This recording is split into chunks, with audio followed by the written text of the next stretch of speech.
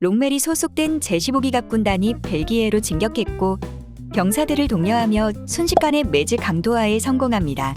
그는 무선통신을 통해 효과적으로 부대를 지휘했고 포병의 화력 지원과 슈투카의 공중 지원을 통해 장애물을 빠르게 제거해 나갔습니다. 적군이 도망가면서 파괴한 다리는 공병들이 순식간에 수리해버렸죠. 하지만 그의 진격 속도가 워낙 빠른 나머지 보병부대가 기갑사단을 따라오지 못했고 간혹 위험한 상황이 자주 연출되고는 했습니다. 자칫 잘못하면 프랑스군에게 포위를 당해 큰일이 날 수도 있었기에 그는 이러한 상황이 발생하면 불같이 화를 냈죠. 그런데 이러한 진격 방식이 오히려 프랑스군에게는 효과적이었습니다. 예상보다 빠른 독일의 진격으로 혼란에 빠진 연합군 사령부는 후퇴를 외치고 있었고 프랑스군은 혼란 그 자체였습니다. 얼마나 상태가 심각했냐면 전선에 도착한 지원 병력이 도망치는 아군을 보고 함께 후방으로 도망가는 상태였습니다. 그런데 롬멜의 부대가 예상치 못한 곳에서 등장하자 1차 세계대전의 이탈리아군과 마찬가지로 프랑스군은 항복하기 시작했고 캉브레에 도착하기 전에 롬멜의 부대는 포로 1만 명과 전차 100여 대를 노획하는 등 엄청난 전과를 올리고 있었습니다. 하지만 이러한 전과에도 불구하고 독일의 사령부 또한 혼란스러운 상태였습니다. 예상보다 쉽게 프랑스가 밀리면서 기갑부대의 진격 속도가 빨라지자 전선의 측면이 위험해지기 시작했고 혹시나 연합군이 재정비를 하고 반격한다면 최악의 경우 깊게 들어간 기갑사단이 전멸할 수도 있었습니다. 이는 히틀러도 걱정하는 부분이었기에 기갑사단의 소모를 핑계 삼아 이틀 정도 진격을 멈추게 하죠. 그러나 사령부의 지시를 전달받은 롬멜과 구데리아는 격하게 반발했고 특히나 구데리아는 여기서 멈추면 승리는 지나간다며 군복을 벗겠다고 사실상 사령부의 명령을 거부합니다. 결국 이러한 협박은 먹혔고 히틀러는 기갑사단의 진격을 다시 허용합니다. 영국군의 반격으로 중간중간에 위험한 부분도 있었지만 독일군의 낫질 작전은 순조롭게 진행되었고 롬멜은 야전군 사단장 최초로 기사 철십자 훈장을 받게 됩니다. 1940년 6월 4일 독일군은 덩케르크에 입성했고 연합군은 영국 본토로 도망가 버렸습니다. 독일군은 서서히 프랑스 내부로 진격하고 있었고 간혹 등장하는 영국군 전차는 88mm 대공포로 제거하며 진격했습니다. 당시 독일군 전차의 주포로는 영국의 마틸다 전차를 뚫어내기가 상당히 힘들었기 때문에 대공포를 대전차포로 활용하고 있었죠. 롬멜은 언제나 최선두에 서서 병사들과 함께 움직였고 하루 동안 무려 241km를 진격하기도 했었습니다.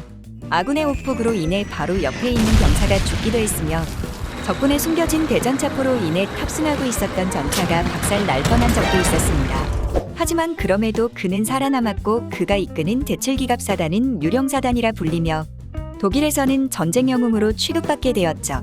프랑스 침공을 통해 롬멜의 뛰어난 지휘력을 다시 한번 확인해 볼 수 있는데 매즈 강도하에서도 프랑스군의 사격으로 인해 많은 피해가 발생하자 주변에 있는 민가를 불태워 연막탄을 대신해 시야를 가리기도 하였고 총알과 포탄이 떨어지는 상황에서도 강에 들어가 병사들을 지휘했습니다.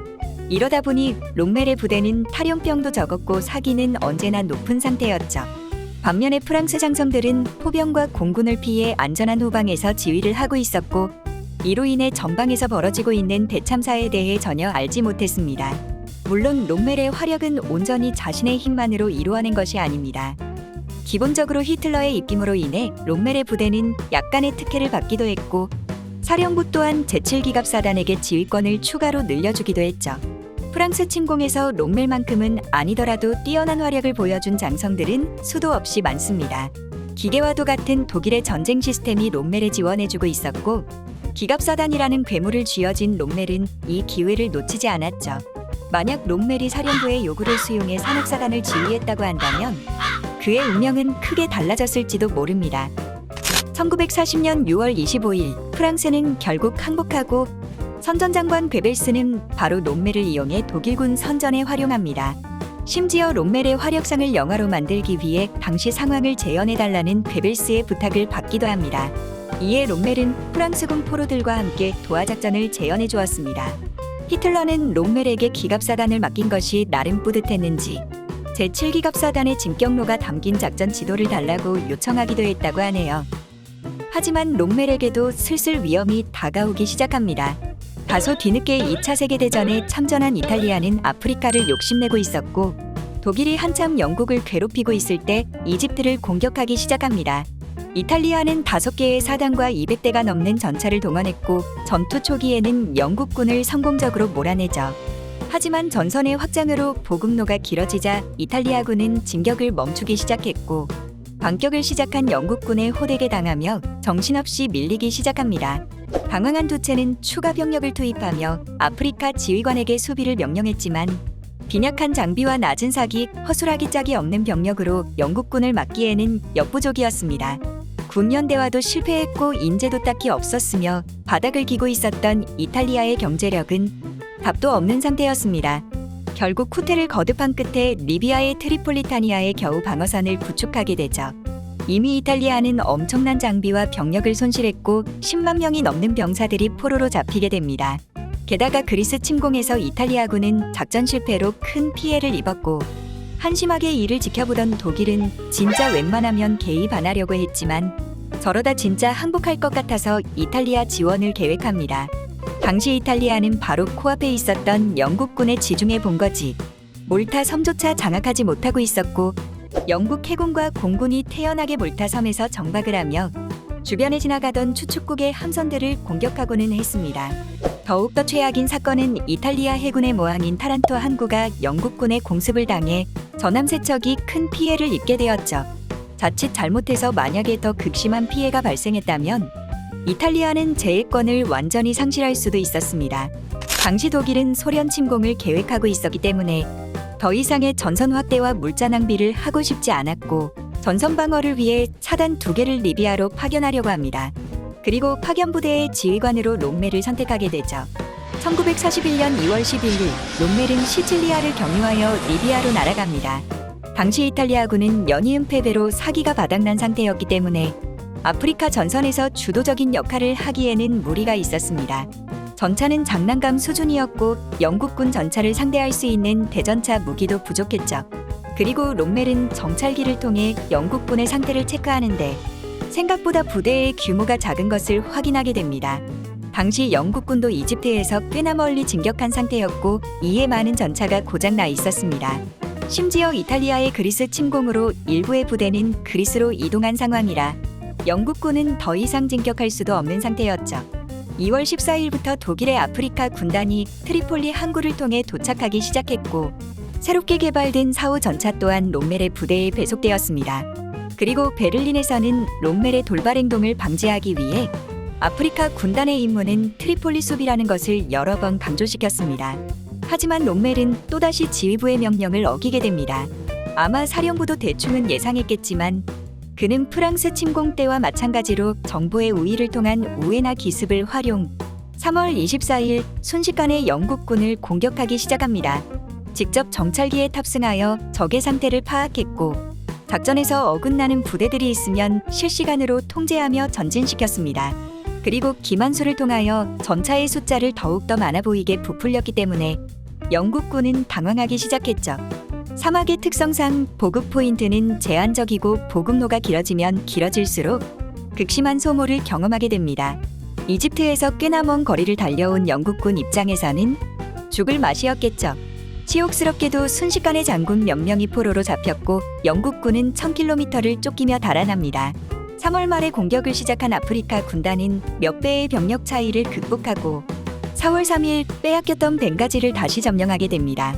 이런 소식을 들은 독일군 사령부는 뭔가 느낌이 이상했지만 잘 밀어내고 있으니 일단 롬멜에게 완전한 재량권을 부여하게 됩니다. 반면에 영국군은 토브룩 방어를 위해 최선의 노력을 기울이죠. 추축국 입장에서는 애초에 토브룩은 이탈리아의 영토라 겨우 본래의 땅을 되찾은 꼴이었고 여기서 더 이득을 보려면 이집트 내부로 진격해야 했습니다. 전선과 보급로가 길어지면서 북아프리카로 들어가는 자원이 많아지자 사태 파악을 위해 독일의 사령부에서는 프리드리히 파울루스 장군을 아프리카로 보냅니다.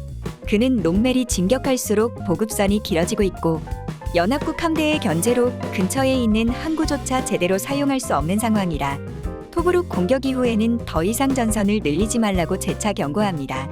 참고로 당시 지중해의 제해권은 영국 함대의 영향력이 꽤나 컸기 때문에 아프리카로 보급을 위해 수송선을 보내면 상당수가 격침당했습니다. 이는 추측국 입장에서 밑빠진 독에 물 붓는 느낌이었죠. 애초에 독일은 이를 고려하여 사단 2개만을 보내 이탈리아군의 수비를 도우며 전선을 유지하려고 한 건데 롬멜의 진격으로 전선이 길어지면서 사령부의 계획이 틀어지게 되었습니다. 게다가 롬멜은 물자 보급을 더 높이기 위해 일부러 과장해서 상부에 보고하는 버릇이 있었고, 이에 사령부는 롬멜은 질책하기도 했지만 달라지는 건 딱히 없었죠. 영국은 배틀엑스 작전과 크루세이더 작전을 통해 롬멜을 계속 압박하였고, 연합국의 공군 전력 또한 2배 이상 늘어나면서 보급의 한계를 느낀 아프리카 군단은 뒤로 밀려나게 됩니다. 그래도 88mm 대공포와 뛰어난 부대 활용으로 연합군에 큰 피해를 주고 있었죠. 한편 1941년 6월 22일에 시작된 바르바로사 작전으로 아프리카 전선은 히틀러의 관심에서 멀어지게 됩니다. 독소전이 발생하면서 막대한 양의 보급품과 병사들이 갈려나갔고, 히틀러는 아프리카로 보내는 보급품의 양을 줄일 수밖에 없었습니다. 이에 롬멜은 베를린으로 돌아가 히틀러를 만나고 자신의 계획에 대해 설명합니다. 당시 롬멜은 이집트만 점령한다면 손쉽게 팔레스타인과 시리아를 점령할 수 있을 거라 생각했고, 거기에서 조금만 더 들어가면 카카스 지역을 점령, 독일군의 절대적으로 부족한 유전지대를 확보할 수 있을 거라 어필합니다. 당시 히틀러 또한 카카스 지역을 중요하게 생각하고 있었기에 롬멜의 의견에 동의했고, 연합군의 수송선 습격을 막기 위해 몰타섬을 집중적으로 공습하기로 합니다. 만약 그렇게 된다면 잠시 동안 추축국의 보급 상태를 좋게 유지할 수 있을 것이고, 아프리카 군단은 다시 한번 에너지를 보충하여 진격할 수 있을 테니 말이죠. 1942년 5월 26일 독일의 아프리카 군단은 다시 한번 진격을 시작합니다. 문제는 영국군 또한 병력을 보충한 상황이었고, 끈질긴 연합군의 저항으로 롬멜은 자신의 참모장을 비롯하여 많이 병사들이 다치거나 사망하는 피해를 입게 됩니다. 결국 6월에는 그토록 원하던 토브룩을 점령하게 되죠. 영국군이 목숨을 걸고 사수하던 토브룩에는 수많은 포로와 보급물자들이 있었고, 이를 통해 아프리카 군단은 오랜만에 물자 부족에서 해방되게 됩니다. 당시 장교의 기록에 따르면 롬멜을 비롯하여 수많은 병사들이 영국군에 남겨둔 전투 식량을 먹느라 정신이 없었다는 이야기가 있을 정도로 독일군의 보급 상태는 심각한 수준이었습니다. 거의 악으로 깡으로 전선을 밀어붙인 상황이었죠. 오랜만에 들려온 승전 소식에 독일 내부에서는 다시 한번 롬멜을 전쟁 영웅으로 선전하기 시작했고, 그를 육군 원수로 진급시키게 됩니다. 당시 원수로 진급한 장군 중에서는 롬멜이 최연소 장군이었죠. 한편 영국의 처칠은 야금야금 밀리던 북아프리카 전선이 알렉산드리아 근처까지 다다르자 분노가 극에 달한 상태였습니다. 실제로 영국군 지휘관들 다수가 아프리카에서 갈려나갔죠. 이러다 보니 영국군은 사막의 여우 롬멜과 맞서 싸우는 것을 꺼리는 상태였습니다. 하지만 그럼에도 불구하고 연합군은 아직 건재한 상태였죠. 독일의 공군과 이탈리아가 최선을 다해 몰타섬을 공격했지만 아직까지 제공권 확보조차 제대로 못하고 있는 상황이었고, 연료가 매우 부족한 이탈리아는 호송 선단조차 제대로 투입하지 못하는 상태였습니다. 이를 지켜본 롬멜은 차라리 수에즈 운하를 점령하여 아프리카에 주둔 중인 영국군을 괴멸시키고자 했고, 이에 히틀러는 동의하며 이집트 공격을 허락합니다. 6월 23일 독일의 아프리카 군단은 이집트 국경을 넘었고, 영국군은 별다른 교전 없이 메르사마트르로 후퇴, 최대한 병력 손실을 줄이고 지연전을 준비합니다. 롬멜의 입장에서는 연합군이 다시 보충되기 전에 이집트에 있는 모든 영국군을 전멸시켜야 했고, 결국 메르사마트르까지 정복한 독일군은 이제 알렉산드리아까지 200km를 남겨두고 있었죠. 6월 30일 롬멜의 부대는 에랄라메인 방어선에 접근합니다. 극한의 소모로 독일군의 부대는 제대로 충원조차 못하는 상황이었습니다.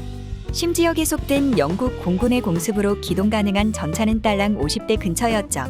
롬멜을 지원해 주던 이탈리아군도 이제 한계였고, 부족한 장비로 인해 영국군에게 노획한 총과 차량들을 임시로 쓰고 있었죠. 반면에 영국군은 손실을 최대한 줄이며 후퇴했었고, 제8군은 막강한 방어선을 구축할 수 있었습니다. 이때부터 시작된 에랄라메인 전투는 11월까지 진행되면서 롬멜의 아프리카 군단을 완벽하게 소모시키게 됩니다. 영국 서부 사막군 제8군 사령관으로 새롭게 부임한 몽고메리는 사막에서의 소모를 줄이기 위해 극한의 방어 상태를 유지하며 체급을 계속 키우고 있었는데, 미군까지 아프리카 전선으로 개입하면서 영국군은 23만 명이라는 거대한 규모로 늘어나 있었고, 물량전으로 소모전을 시작하자 8만 명 규모의 독일군은 더 이상 버틸 수 없었습니다. 몽고메리는 이러한 독일군의 한계를 잘 알고 있었고 더 이상의 후퇴는 없다고 선언하며 독일군은 서서히 서쪽으로 밀어냅니다. 게다가 롬멜 또한 열악한 환경에서 작전을 수행하다 보니 건강이 상당히 망가진 상태였기에 부대를 제대로 지휘할 수도 없었습니다. 그는 극도로 긴장된 생활과 과로로 인해 위장병을 달고 살았고 감기와 탈진, 다양한 질병으로 고통받고 있었죠. 건강관리를 위해 아프리카 군단을 후임자에게 맡기고 독일 본토로 돌아온 롬멜은 각종 질병들을 치료하기 시작합니다. 그리고 얼마 뒤 요양소에서 그는 충격적인 사실을 듣게 됩니다. 자신의 후임자였던 게오르그 슈퉁메가 1942년 10월 23일에 시작된 2차 에랄라메인 전투에서 행방불명되었다는 소식이었죠. 롬멜은 다음날 아침 비행기를 통해 바로 로마로 이동하였고 북아프리카 전선으로 복귀합니다. 도착해서 상태를 확인해보니 사태는 심각했습니다. 슈퉁메는 사망한 채로 발견되었고 영국 공군과 포병의 포격으로 대부분의 전차가 파괴된 상태였죠.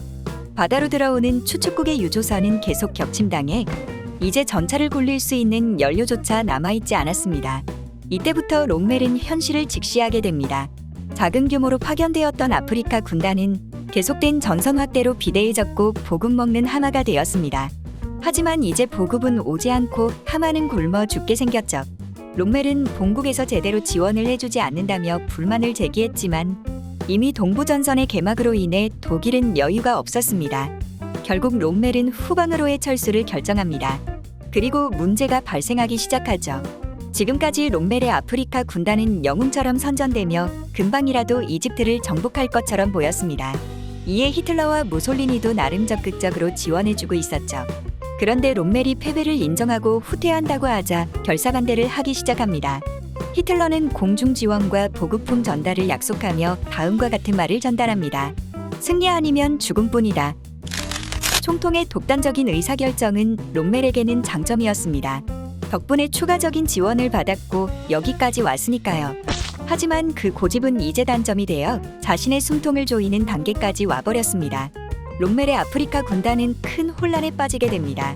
지금 전선을 유지한다면 영국군에게 박살날 것이고 그렇다고 후퇴하기에는 총통의 명령을 거부하는 꼴이라 이도 저도 못하는 상황이었죠. 결국 영국군이 또다시 방어선을 돌파하자 롬멜은 후퇴를 결심합니다. 이 사건 이후로 히틀러는 롬멜에 크게 실망했고 둘 사이의 관계는 서서히 멀어지게 됩니다. 2차 에랄라메인 전투로 아프리카 군단은 대부분의 전차와 야폭, 병력을 손실했으며 남아있었던 이탈리아군은 연합군의 포로로 잡히게 됩니다. 설상가상으로 연합군의 횃불 작전이 발동되면서 북아프리카 전역에 미군과 영국군이 상륙하기 시작했죠. 해당 지역을 지키던 빛이 프랑스가 별다른 저항 없이 항복하면서 이제 롬멜의 아프리카 군단은 전선이 양쪽으로 생기게 되었습니다. 이 소식을 들은 롬멜은 계속해서 철수를 요청하지만 히틀러는 막을 수 있다며 이를 거절했고 심지어 롬멜이 직접 히틀러를 찾아가 철수를 요청했지만 어림도 없었습니다. 당시 독일의 제육군이 소련의 스탈린그라드에서 포위당해 있었기에 히틀러의 기분은 상당히 좋지 않은 상태였죠. 결국 밀리고 밀리던 롬멜의 아프리카 군단은 튀니지로 후퇴하였고 연합군이 트리폴리로 당당하게 입성합니다. 그리고 롬멜은 직위해제를 당하며 좌절감에 사로잡힌 채 본국으로 소환당하게 됩니다.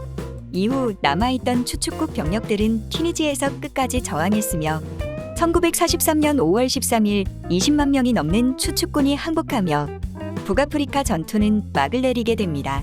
사실상 이 전투로 이탈리아는 대부분의 전력을 상실했으며 무솔리니는 정권에서 물러나게 됩니다. 아프리카를 점령한 연합군은 빠르게 지중해 전역을 장악하였고 시칠리아에 상륙한 다음 이탈리아의 본토까지 점령하게 됩니다. 자, 여러분들이 보기에 롬멜은 어떤 인물로 보이나요? 북아프리카 전선 초기에 그는 사막의 여우라 불리며 극한의 지형에서 멋진 기동전을 보여주었습니다. 문제는 공군과 제해권도 제대로 없는 상태에서 무리하게 전선을 확장시켰고 애초에 적당히 시간만 끌며 리비아 전선에서 버틸 생각이었던 사령부의 작전을 파탄내버렸습니다. 덕분에 생각보다 훨씬 더 많은 병사와 트럭, 보급품이 극한의 손실을 견디며 지중해를 건너 북아프리카로 투입되었죠. 애초에 이탈리아가 전선 유지도 적당히 하고 몰타 섬도 함락시키고 그리스도 터치하지 않으면서 제해권만 잡아줬더라면 롬멜은 수에즈 운하까지도 점령할 수 있었겠죠. 하지만 그건 꿈에 가까운 일이고 롬멜의 진격은 악수가 되어버렸습니다. 이 부분 때문에 롬멜의 평가는 극과 극으로 나뉘게 되죠. 프랑스 침공에서는 튀어나가는 롬멜을 잡아줄 수 있는 든든한 상관이 있었고, 기갑사단을 보조하는 공군의 지상 지원과 체계적인 보급로가 구성된 상태였습니다. 하지만 아프리카는 달랐습니다. 보급은 언제나 부족했고 공군 지원도 쉽지 않았으며, 사막이라는 소모적인 환경은 전쟁을 하기에는 적합하지 않는 환경이었습니다. 심지어 아프리카에 보급을 넣어줘야 할 이탈리아는 반불구 상태였죠. 프랑스에서의 승리는 롬멜에게 엄청난 명성을 주었고, 히틀러의 지원까지 얻게 되자 지휘체계가 무너지면서 사령부에서는 그를 제대로 통제할 수 없었습니다. 그런 상태에서 롬멜이 홀로 아프리카로 보내지자 그는 예전처럼 사령부의 명령을 거절하며 전진하기 시작했고, 단기적으로 멋진 활약을 보여주었습니다. 사막의 여우라는 별명도 얻었죠. 하지만 장기적인 측면으로 봤을 때 롬멜이 잘했냐고 물어본다면 아니라고 답할 것입니다. 만약 롬멜이 히틀러 찬스를 독단적으로 사용하지 않고 조금만 더 사령부와 협의하면서 미래지향적인 부분에 사용했다면 더 좋았을 텐데라는 아쉬움이 있습니다. 무작정 공격을 하기보다는 지금 이탈리아의 동원 상태나 보급, 제공권, 몰타섬의 상태, 연료 비축량은 충분한가? 이집트까지 진군하면 보급은 원활하게 할 수 있나? 부족하다면 중간중간에 있는 항구 및 기반시설의 추가 건설이 가능한가? 이러한 요소를 파악해서 사령부와 논의하고, 실현 가능한 부분은 히틀러에게 지원을 요청하여 진행시켰다면 북아프리카 전선의 방향이 바뀌지 않았을까? 그런 생각이 드네요. 물론 무지성으로 어떻게든 하겠지라며 자신을 북아프리카로 투척한 히틀러. 프랑스 침공 이후로 은근히 본인을 따돌림시키던 사령부를 생각해본다면 롬멜의 입장도 어느 정도 이해는 갑니다. 사령부에서 딱히 주는 정보도 없고 일단 보내서 오긴 왔는데, 가만히 있는다면 지속적으로 늘어나는 연합군 때문에 힘들어질 확률이 높고, 정찰기로 확인해보니 마침 영국군 꼬라지가 엉망진창인 상황. 그냥 프랑스 침공 때처럼 빨리 포위 섬멸하고 이집트를 정복하면 깔끔하게 끝나지 않을까, 이런 생각을 했던 게 아닌가 싶네요. 요약하자면 당장 눈앞의 전투는 기가 막히게 수행했지만 전선 전체를 보며 종합적인 그림을 그려야 하는 사령관급 역량에서는 부족함을 보였던 롬멜. 한마디로 전술에는 능했지만 전략에는 약했던 남자. 그게 바로 사막의 여우 롬멜이라 할 수 있겠습니다. 본토로 돌아온 롬멜은 고립된 상태였습니다. 패전에 대한 불안감이 흘러나오고 있었고, 사령부의 일부 장성들은 롬멜을 강력하게 견제하고 있었습니다. 심지어 히틀러의 총에도 잃은 상태였죠. 그러다 운이 좋게도 비집단군 사령부로 들어가 프랑스 지역의 해안 방어를 맡게 됩니다.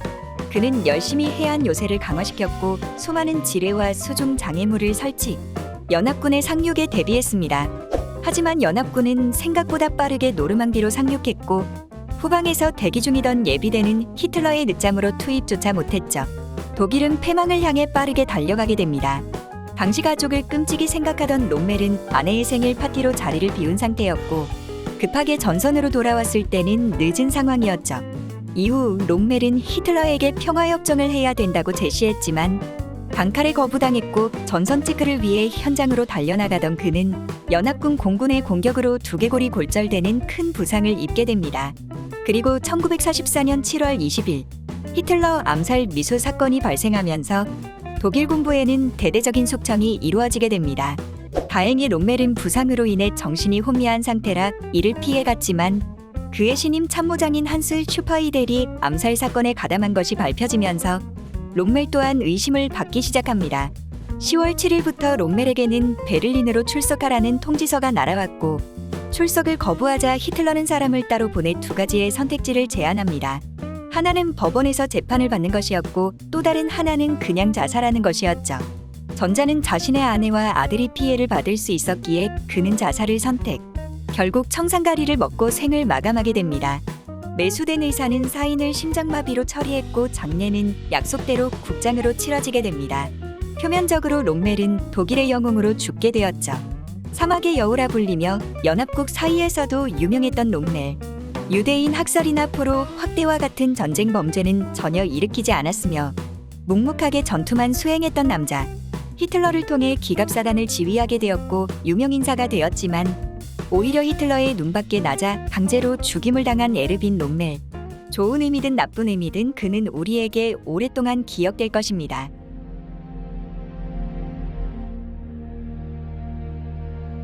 Little